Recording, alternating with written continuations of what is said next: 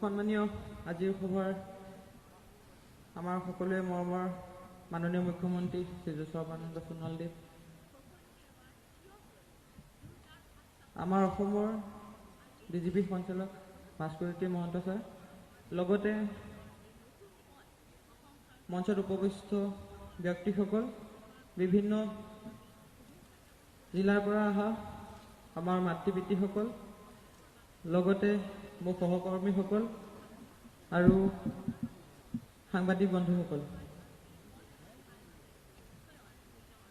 মোৰ বিষয়ে সকলোৱে জানে, আজি বেলেগ একো নকওঁ, খালি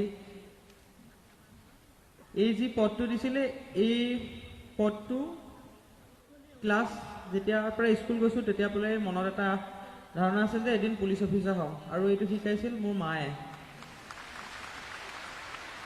কাৰণটো হ'ল মই পূজাত হ'লে পুতলা নলওঁ, বন্ধুক লওঁ। তেতিয়া মায়ে তেতিয়া কৈছিলে যে তুমি যদি বন্ধুকে লোৱা তেনেহ'লে অসম পুলিচত চাকৰি কৰিব লাগিব, তুমি তেতিয়া দৰমহাও পাবা আৰু ভাল মানুহ হ'বা। গতিকে যেনেকৈ নহওক খেলৰ জৰিয়তে আজি এই পৰ্যায় পাইছোঁহি, আৰু সেইবাবে অসমৰ মুখ্যমন্ত্ৰী তথা আমাৰ গৃহ বিভাগৰ দায়িত্বত থকা সৰ্বানন্দ সোণোৱাল ডাঙৰীয়া, লগতে বিত্তৰ মন্ত্ৰী হিমন্ত বিশ্ব শৰ্মা ডাঙৰীয়াক আৰু কেবিনেটৰ সকলো সদস্যলৈ মোৰ ফালৰ পৰা বহুত বহুত ধন্যবাদ থাকিল। এই যি ক্ৰীড়াৰ নীতি সৃষ্টি কৰিছে, ই অকল মোক নহয়, গোটেই অসমবাসীৰ যিসকল খেলুৱৈ আছে সেইসকলে অতি আগ্ৰহ আৰু অনুপ্ৰেৰণা যোগাব। মই আশা কৰোঁ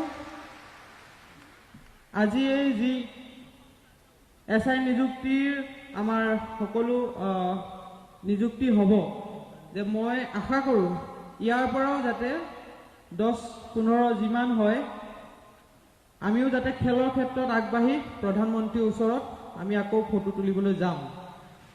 গতিকে সকলোকে অনুৰোধ কৰিম, আপোনালোকেও খেল অনুশীলনৰ জৰিয়তে খেলটো এখোজ আগবঢ়াওক, কাৰণ অসমখন এতিয়া খেলৰ ক্ষেত্ৰত 1 নম্বৰ স্থানত থকা বুলি ক'লেও ভুল নহ'ব। কাৰণটো হাৰিয়ানাৰ দৰে এখন ৰাজ্যত যি ক্ৰীড়াৰ ক্ষেত্ৰত অতি উজ্জ্বল, আৰু তেওঁলোকৰ স্পৰ্টছ মিনিষ্টাৰ আমাৰ অসমলৈ আহে ক্ৰীড়াৰ ইনষ্ট্ৰাকশ্যন দেখিবলৈ। গতিকে সেইটো আমাৰ কাৰণে খুব এটা ভাল লক্ষণ। আৰু লক্ষ্য কোঁৱৰ ডাঙৰীয়াক আৰু তেওঁ গোটেই টীমটোক ধন্যবাদ জ্ঞাপন কৰিছোঁ, কাৰণ তেওঁ যি এছিয়ান গেমছ আছিলে তাত মোৰ ঢিঙৰ পৰা মোৰ ফেন ক্লাব গৈছিলে, আমাৰ অসম চৰকাৰৰ ফালৰ পৰাও প্ৰতিনিধি গৈছিলে। তাত যি উৎসাহ উদ্দীপনা আহিছে, সেইকাৰণে হয়তো অসম নামৰ এই ঠাইখনত 2টাকৈ গ'ল্ড মেডেল আহিবলৈ সক্ষম হৈছে। সেইটো মোৰ গ'ল্ড মেডেল নহয়, আপোনালোকৰ হয়। কাৰণ যেতিয়া নেটত চাৰ্চ কৰা যায় যে এই গ'ল্ড মেডেল 2টা ক'ত আহে, প্ৰথমতে হিমা দাস নহয়, অসম আহে। গতিকে সেইবাবে মোৰ ভাল লাগে। আৰু লগত কালি যেতিয়া মই ইয়ালৈ আহিছিলোঁ তাৰ আগতে মই গেম খেলি আহিছিলোঁ ইণ্ডিয়ান গ্ৰেণ্ড প্ৰিক্স, তাত মই 23.31 ছেকেণ্ডলৈ 200 মিটাৰত গ'ল্ড মেডেল পাইছিলোঁ। আজি DSP পদত যি নিযুক্তি দিলে, এতিয়া সকলোৱে ভাবিব চাগে এতিয়া হিমাই পুলিচত আহিলে চুৰ ধৰিব নেকি। সেইটো নহয়, মই খেলতে লাগি থাকিম। খেল যেতিয়া অৱসৰ গ্ৰহণ কৰিম তেতিয়া আমি কাম কৰিম, কিন্তু অসম পুলিচৰ কাৰণে সদায় কাম কৰি যাম। সি যি ভালেই হওক বা বেয়াই হওক, তেওঁলোকক সদায় সেইখিনি বাহিৰত কেনেধৰণে পুলিচসকলে কাম কৰে সেইখিনি ইয়াত ক'বলৈ চেষ্টা কৰিম বা দেখাবলৈ চেষ্টা কৰিম। আৰু পুলিচ হোৱাৰ ক্ষেত্ৰত কেইজনমান ব্যক্তি মোৰ লগত সদায় জড়িত হৈ আছিলে। এজন ব্যক্তি মৃত্যু পৰ্যন্ত সদায় মনত ৰাখি যাম, তেওঁলোকৰ নামটো